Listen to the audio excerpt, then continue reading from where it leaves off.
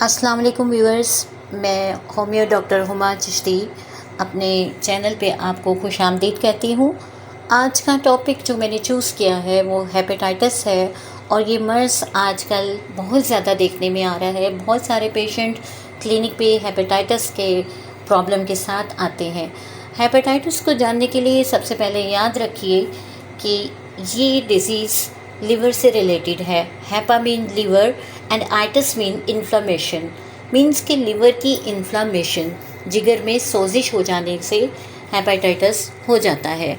Acute inflammation होती है और ये डिसऑर्डर ऑफ लिवर है, यानी कि जिगर की खराबी है। याद रखिए कि ये पैथोजेनिक होता है, पैथोजेनिक एजेंट्स से होता है। ये जानने के लिए ये कैसे होता है, कहाँ होता है और इसकी टाइप्स क्या हैं और सिम्टम्स क्या हैं, हम कैसे जान सकते हैं। सबसे पहले वीडियो को जो लोग नए आए हैं चैनल को सब्सक्राइब कर दीजिए। तो बात करते हैं हम हेपेटाइटिस के बारे में। सबसे पहली बात कि ये जिगर की बीमारी है। लिवर जिगर यानी कि ये हमारे ब्लड को प्योरीफाई करता है, साफ़ करता है और जितने भी हार्मफुल केमिकल्स होते हैं उनको हार्मलेस बना देता है, यानी नुकसानदेह जितने भी केमिकल्स, टॉक्सिक एजेंट्स होते हैं जितने भी, उनको टॉक्सिक नहीं रहने देता बल्कि प्योरीफाई कर देता है। ये इसकी बहुत बड़ी क्वालिटी है। अब होता क्या है एक्चुअली, कब होता है ये कि जब बॉडी की टिश्यूज़ इन्फेक्टेड हो जाती हैं, टिश्यू लेवल पे चेंज आता है या फिर ये इंजर हो जाती हैं due to some reasons. Two types हैं इसकी जो मेजर हैं इन्फेक्शन की। There are two types of infections. Number 1 short term, number 2 long term. Short term में जिसे एक्यूट भी कहा जाता है और लॉन्ग टर्म जिसे क्रॉनिक कहा जाता है। एक और बात याद रखिए कि hepatitis is a viral disease, यानी ये वायरस से होती है। और फर्दर इसकी टाइप्स के बारे में आपको बताती चलूँ कि इसकी जो टाइप्स हैं वो हम सभी जानते हैं और बहुत ज़्यादा इनका ज़िक्र होता है आजकल, जैसे hepatitis A, B, C, D and possibly sometimes ये जी की सूरत में भी सामने आता है। तो ऐसा है कि तमाम किस्म के जितने भी हेपेटाइटिस हैं एक्यूट हेपेटाइटिस कहलाते हैं, सिवाय बी एंड सी के, जो कि क्रॉनिक हेपेटाइटिस को इंडिकेट करते हैं। ये याद रखिए आप।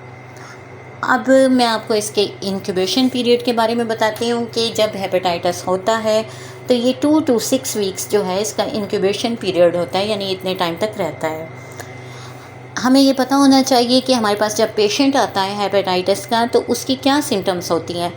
नंबर 1, आपके पास जब पेशेंट आता है एनोरेक्सिया होगा, यानी उसे भूख बिल्कुल नहीं लगेगी, नोज़िया एंड वॉमिटिंग होगी।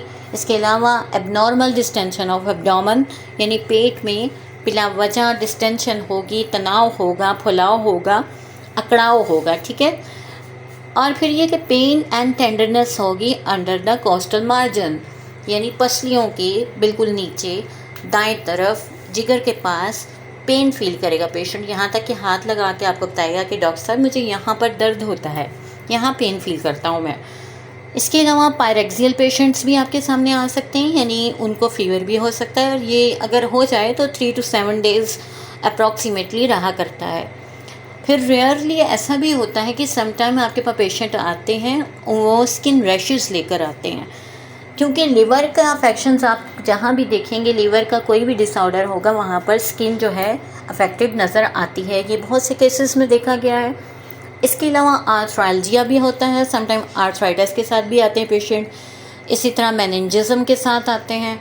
फिर ये कि एक और बहुत प्रोमिनेंट सिम्टम होती है कि वो स्टूल के बारे में आपको बताते हैं कि स्टूल जो है बहुत लाइट कलर्ड होता है, जिसे हम क्ले कलर्ड स्टूल भी कहते हैं। बिल्कुल मटियाले से वाइट से कलर के स्टूल आते हैं। पेशेंट को ये चीज़ याद रखिएगा।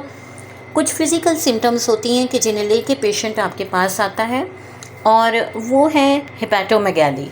हेपेटोमेगाली होती है, यानी कि हमें डायग्नोसिस जब करवाते हैं तो उसमें पता चलता है कि जिगर बढ़ चुका हुआ है। मेगाली मीन यानी हाइपरट्रॉफी, बढ़ जाना किसी ऑर्गन का।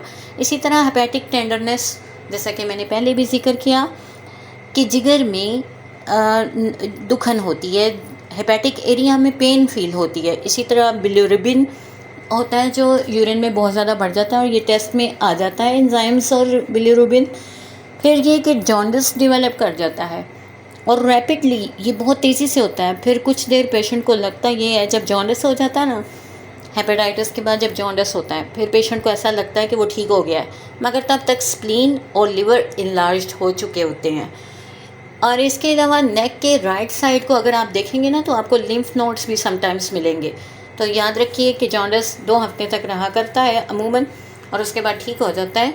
अब मैं आपको थोड़ी सी इसकी कॉजेज़ का बता देती हूँ, जो कि मैंने स्टार्ट में भी जिक्र किया कि it could be due to some medications, some infections, toxins, और इसके अलावा अल्कोहल के ज़्यादा इस्तेमाल से भी ऐसा हो जाता है। डायग्नोसिस आप कैसे कर सकते हैं? जैसा कि बहुत सारे टेस्ट होते हैं, इसमें ब्लड एंजाइम टेस्ट है, इसके अलावा और भी टेस्ट होते हैं जिनके ज़रिए पता चल सकता है कि पेशेंट जो है वो हेपेटाइटिस का मरीज़ हो चुका है। होम्योपैथिक में इसका बहुत बेहतरीन और क्योरेटिव इलाज मौजूद है, क्योंकि एलोपैथिक में आप जानते हैं कि वैक्सीन्स होती हैं, और इसके अलावा हेपामाइरिन वगैरह के इंजेक्शन वगैरह और सिरप यूज़ करवाए जाते हैं, लेकिन होम्यो में बहुत ज़बरदस्त ट्रीटमेंट है। जैसा कि कॉर्नस कार्सिनेट एक मेडिसन है जो हेपेटाइटिस के लिए बहुत स्पेसिफिक मेडिसन है। ब्राइनिया is the top most medicine, जो कि गैस्ट्रो हेपेटिस रेमेडी है। इसके अलावा चेलोडोनियम बहुत अच्छी मेडिसन है, जो हाइपोकॉन्ड्रियक रीजन में अगर पेन होती है तो उसके लिए बहुत ही ज़बरदस्त है। फिर चाइना बहुत अच्छी है, जहाँ शूटिंग पेन्स हों, प्रेसिव पेन्स हों जो लीवर पर होती हों, मर्टसॉल इज़ द बेस्ट रेमेडी, यहाँ से आप केस स्टार्ट कर सकते हैं। पैसिव और डल स्टिचिंग पेन्स अगर आती हों लीवर रीजन पे, फास्फोरस फैटी डीजेनरेशन हो रही है उसके अंदर, तो वो बहुत ही ज़बरदस्त मेडिसन है। नाइट्रन सल्फ को ज़रूर याद रखिए और इसको इस्तेमाल करवाइए, क्योंकि specific remedy for the liver, ठीक है। इसके अलावा लेक्सस जो है वो प्रेशर अपॉन हेपेटिक रीजन, तो बहुत अच्छी मेडिसन है। इस तरह बहुत सारी मेडिसन है जिनको सेलेक्ट करके और हम पेशेंट को डील कर सकते हैं और उसको क्योर की तरफ ले जा सकते हैं। लेकिन बात यही है कि अगर डीप स्टडी की जाए और अच्छे तौर पे केस स्टडी की जाए तो पेशेंट जो है वो बहुत जल्दी क्योर कर जाता है। याद रखिए, पेशेंट को एंटीमियाजेमेटिक मेडिसिन ज़रूर दीजिए ऐसे प्रॉब्लम्स में, तो वो सही तौर पे क्योर हो जाता है, वरना रिलैप्सेस होता रहता है और बार बार हेपेटाइटिस होता रहता है। होम्योपैथिक बेहतरीन तरीका इलाज है, इसको अपनाइए।